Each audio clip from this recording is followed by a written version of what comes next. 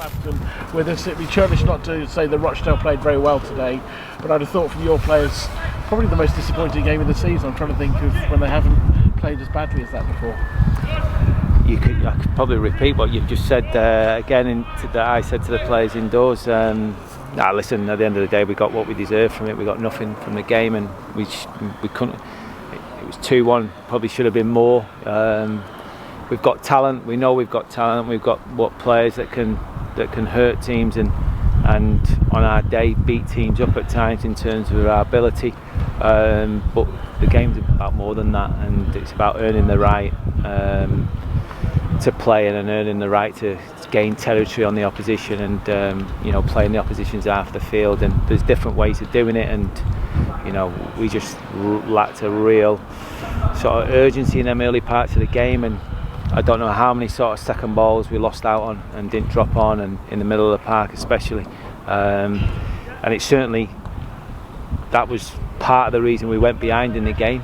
But the game was probably summed up the fact that we've produced a bit of quality to get back into the game at 1-1, and then our team who's got real desire to want to get out of a league and be successful goes on and win them games. And as it happened, we didn't really improve on the other side of the game, which was one, dealing with the first one, second, making sure we drop onto seconds, and then even if you're lucky enough to not get punished by dropping on the second, just making sure you're hard to beat. And the lads put the goal in off the post, and probably deserved his luck because he was a handful, but there's 4 players around him and we can't get the shot stopped.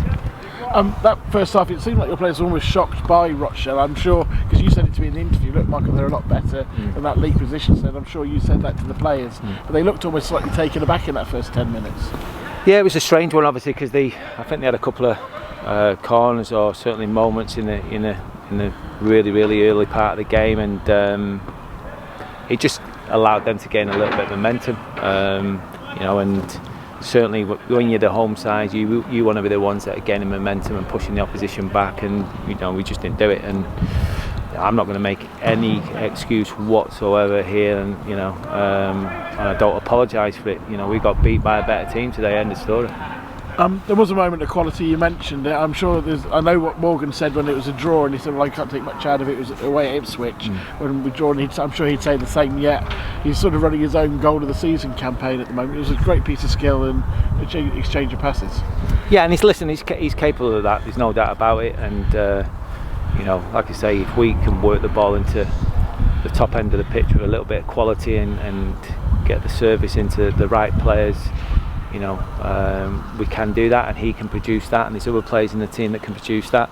I'd still want it on a more of a regular basis, and I'd still, there's a lot of misplaced passes and careless passes in the first half, and there was so many players who were sort of culprit at that. But again, the reality is you're not going to win games if you don't keep clean sheets and can't stop the oppositions from scoring. So I feel for him in a way, because it was almost a waste. And also, when you did move the ball with a bit of pace, a lot of one touch, that's when you caused the problems, wasn't it? Later on in the game. Yeah, it was, and I could use the pitch as an excuse, because obviously it's looking a bit ropey at the minute, and it certainly played into their hands a bit. But from our point of view, again, at the end of the day, if we want to sometimes play one touch, we have to learn to play 2 touch, or if we want to play 2 touch to get somebody, and we have to take that extra touch and have a third touch, and that's just decision making, and that's just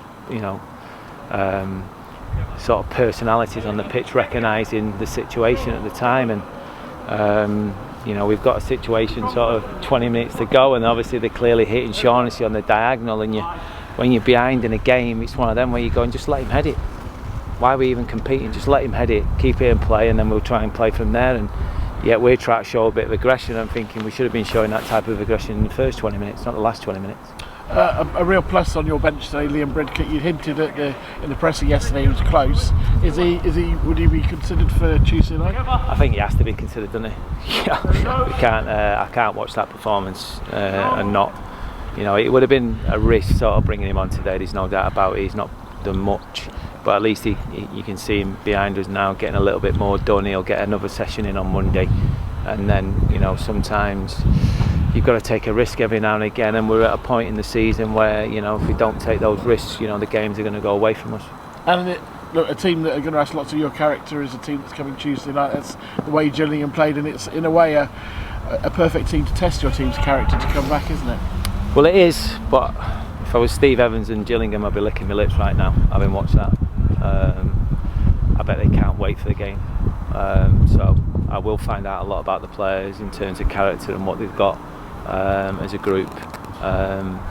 You know, because we spoke before and we've done ever so well to get us where we are at this moment in time.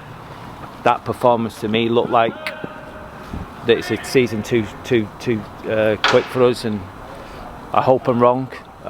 We'll rally around the players and make sure that they get everything that they need, but ultimately when they cross the white line, it's down to them. Michael, thank you.